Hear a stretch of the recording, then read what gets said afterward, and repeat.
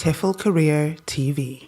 Welcome to TEFLCareerTV. My name is Daniel. Today we are going to be talking about TEFL in China. China China is a mammoth of a country, and with such a big country you can have your TEFL adventure setting in the grasslands of Inner Mongolia, in the cosmopolitan cities of Beijing, Shanghai or Hong Kong, or in the countryside down south in a place like Guilin. But what is expat life really like in the Middle Kingdom? Can you expect the high salaries as promised? What are the staff like? How is the language? How is the food? How are the people? I'm going to answer all of your questions now. Ready? Let's go. Of course, a massive part of your TEFL adventure will be in the schools. You can teach in China in schools, universities, international schools, private schools, language academies, and this is the most popular one. So let's have a little talk about language academies. To begin with, typically a working day has good hours. You'll work generally from the afternoon until early evening, which basically frees up all the morning so you can do anything that you want then. The staff are generally very friendly and accommodating and will help you with any of your needs, and it's easy to make Chinese friends within the establishment that you can also socialise with outside of work. The working hours aren't too strenuous. You'll generally probably teach about 20 to 25 hours a week, and then you've got prep time as well, so it's not too bad when you think about it. On the negative side, the schools really lack any sense of organisation. There's just out the window. They tell you things at the very last minute, or they won't tell you things at all, and then when you try to go and do something and that thing or that person is not there anymore, they'll just go into chaos. In China, just expect things to change at a moment's notice and try and be as accommodable as possible. The next thing is the style of teaching. Now, back in England, my home country, and I'm sure for other Westerners, the basic classroom setting is where you're all sat down behind desks, teacher in front, and they've got a desk too. Well, in China, often the children just have a line of chairs, and you'll be stood at the front with a whiteboard, like an interactive whiteboard, and you'll just essentially be a class clown. This means essentially you'll be having to perform for the children, make them laugh, be entertaining, be wacky, zuni, crazy, whatever.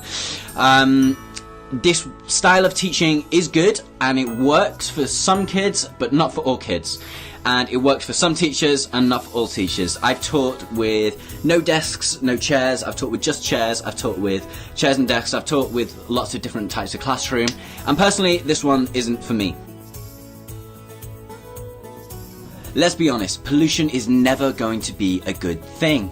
I remember living in Beijing for about 13 months, and every day I'd wake up really congested. My bones and my body would really ache, and looking outside, the sky is yellow. I've never seen anything like it, and leaving China, absolutely fine.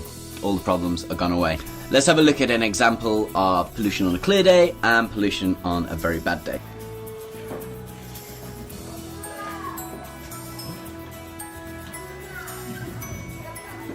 My advice for those who TEFL in China is to buy a pollution mask with a filter on, and to also buy an air purifier for your house or apartment.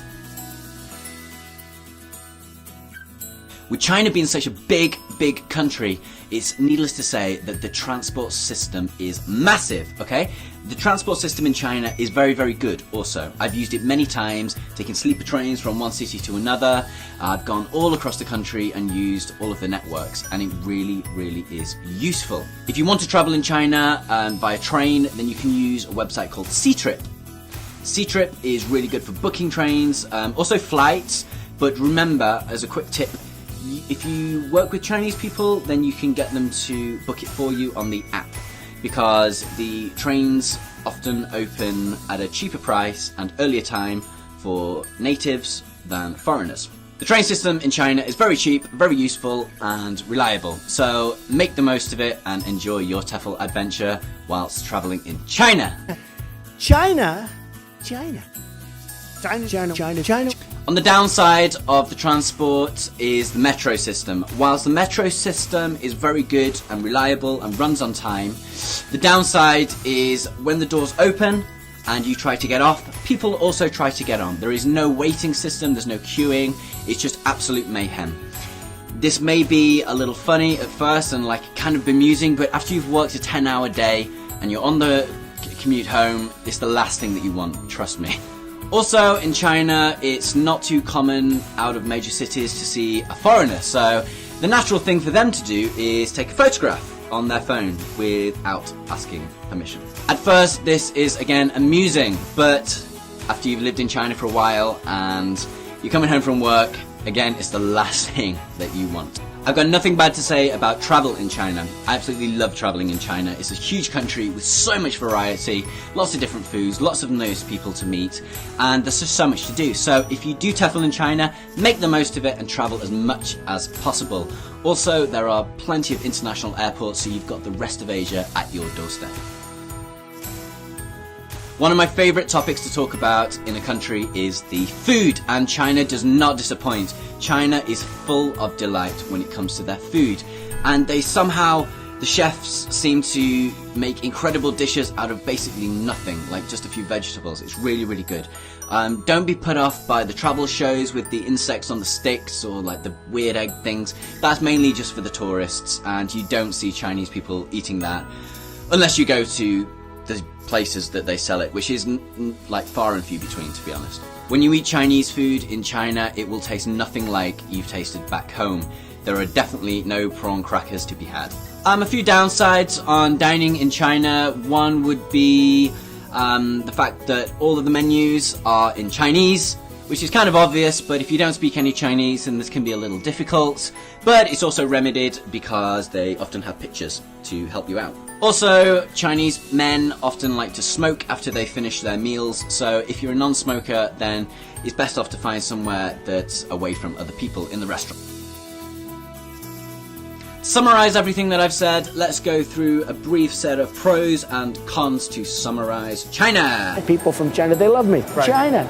The pros are great food, it's good pay for TEFL teachers, nice people within the language institution, and also it's a great transport network within China and to the rest of Asia. Cons are 1. Pollution. The pollution is terrible. The second is the dirtiness when people are spitting everywhere and kids are weeing everywhere in the streets. And the third is the disorganisation of the schools when you are teaching there. China is definitely what you make it, and everyone's adventure will be different, okay? So some people love it, some people hate it. You choose where you need to go in China, what you do there, and who you work for. So please let me know your experience. I'd be very interested to hear. As a final note, I want to say thank you very much for watching this video. Please like, subscribe and comment below. There's links to our Facebook, Twitter, LinkedIn page, and please head to TEFLCareer.com for jobs, articles, company reviews and more. Stop dreaming, start living.